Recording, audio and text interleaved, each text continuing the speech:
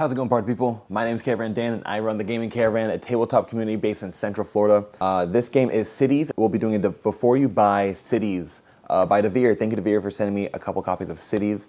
We'll be having one in our game library for all our free events across Central Florida, which you can find in the link below in the description. It will also be a play-to-win copy at Gaming Caravan's Caravan Convoy happening April 26th, 2025. If you want to find out more about that, also go to the description and find out the link to get your tickets for that. We'll have like 30 to 50 play-to-wins there. We'll have like 100 games in our board game library. We'll have only new upcoming titles for the Board Game Expo. And yeah, so let's get started with how to play Cities and everything about Cities. We'll be going over the mechanics, how to take your turn, whether you should buy, try, or deny the game, and what games it's kind of similar to. So starting off, Cities is a 2 to 4 player urban planning and city building game. It's a competitive game that takes about 30 minutes, maybe with the full 4-player count, maybe 45 if you guys are new. It's a very lightweight game. It's like rated like 2 on BGG. Very simple. What you'll be doing, it's a worker placement game through and through. These are the workers you'll have in front of you. You'll have a score tracker, which is going to be like right there off the board. Then you have these 3 rings to claim objectives with. What you do in this game is whoever has the most amount of points wins, and the way you get points will be developing your city. So you all start off with one city tile that has 2 different colors, roads. You have some grass area, you have a water area. That's important. We'll see why in the future. The way you want to draft these on the board in front of you is whoever's going first, let's say it's me, I'll grab one of my workers and I'll go ahead and put it on any space with the resources I want. I can grab city tiles, I can grab buildings, expansions to my city, I can grab goals, and that's just about it, those 4 options. You can only put 1 worker in each row. Once all players do that once, which is 4 placements, the round will end, you'll clean up the board, and then you'll replace everything on it. This is just set up for a couple rounds, and I'll show you how it's done. So if I want this piece, I'll go ahead and grab this, put my worker there in that spot, and then connect it to a connecting piece here. Now you're allowed to interrupt whatever you want. You can interrupt anything on your city.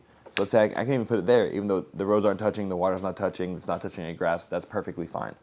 What you're aiming to do is completing these objectives on top, trying to get these feature tiles for the most amount in each category, and fulfill your personal objectives. Now, personal objectives are only objectives that you draft. So you get points based on whatever you want to get points by.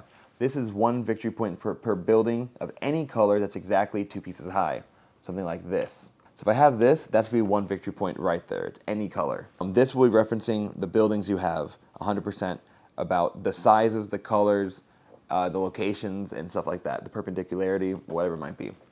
Like this one's 2 victory points per set of 1 red, blue, green, and yellow building of any sizes. So for each set of unique colored buildings, that's 2 points right there.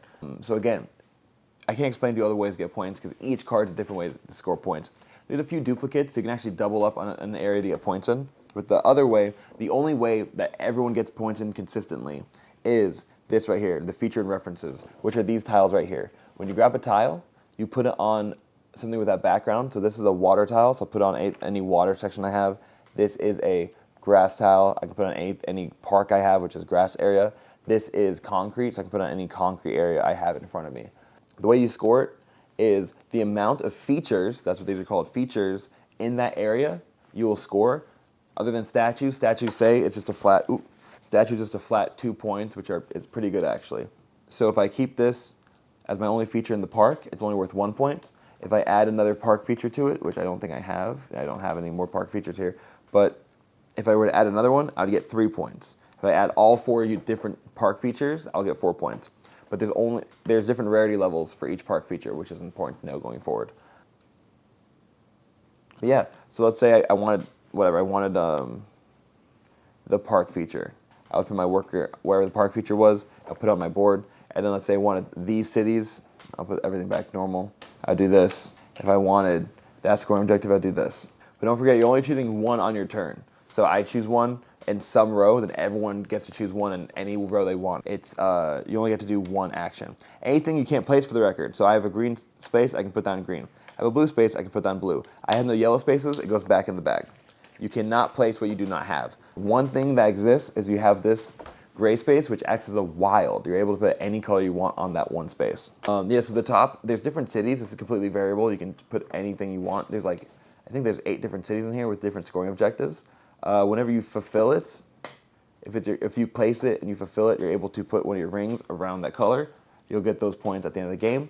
It's first come, first serve. So, and I think in a game of 3, you don't use the lowest scoring one. But I'm not 100% sure about that. But yeah, that's how you take it. So the main mechanics are tile placement, pattern building, and drafting. Technically, I would say worker placement as well. But you know, that's how they draft, so to each their own. To be honest, I personally don't know any similar games to this. I've heard King Dynamo, Quadropolis, and Isle of Skye are similar, for like loosely similar. But yeah, I think this is a pretty unique game. I don't know almost any games like this.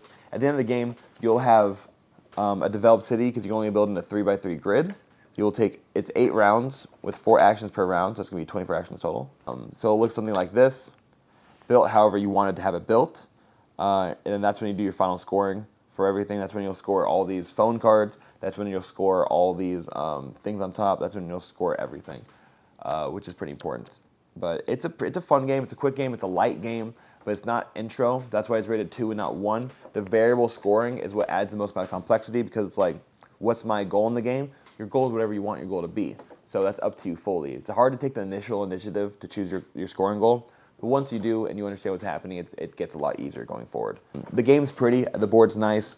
It's a fun, quick, easy game. Like, there's nothing really to hate on it. But let's talk about the buy, try, and deny.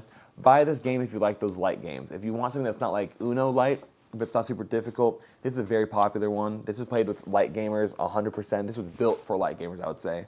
It's deceptively simple. So like people might say like, oh, that's it. And then once I start playing, it's like, oh, this, oh, that, oh, this. So be aware of that. If you like the theme of like city building, this is a good city building board game. I have a friend who's obsessed with like Cities Skylines, the board game or the video game. I want him to play this game because I think you'd actually enjoy it a lot. And yeah, if you want something to play with your family that's just not like Monopoly or Catan, this might be the next step up for you.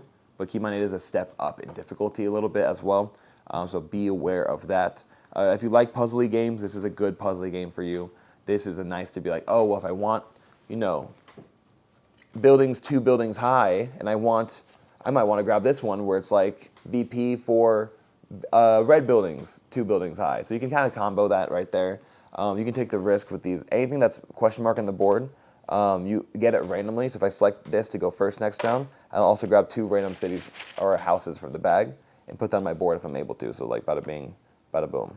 So if you like puzzle style games and like interesting draft mechanics, this is one of the more interesting draft mechanics I've seen because it's 4 different categories and you can only draft once per category. I liked it personally. But if you don't like tile placement games, if you don't like puzzles, if you want super heavy games, you know, don't worry about this game too much. This isn't really one of those up your alley significantly. This is for those who like just want to do something fun that's like interesting without it being like brain breaky. Because this can have some like moments if you let it where it kind of hurts your brain because you're trying to like, oh, I need to score this and I need to score that, so I need to grab that or this. So, but it's overall fun and pretty simple. You know, it's one of those things where it's as complicated as you let it be. But don't think super hard and you'll have a super good time with this game. But that's everything with this game. Again, thank you to Devir for sending a couple copies of this game and sponsoring Caravan Convoy. If you want to be part of Caravan Convoy and get this game potentially for free as a play-to-win copy, come to the convention, go to the description of this video, and honestly, let me know in the comments what game you want me to do before you buy next. I have about 50 I'm doing right now lined up for this month alone, or April alone, depending whenever you see this.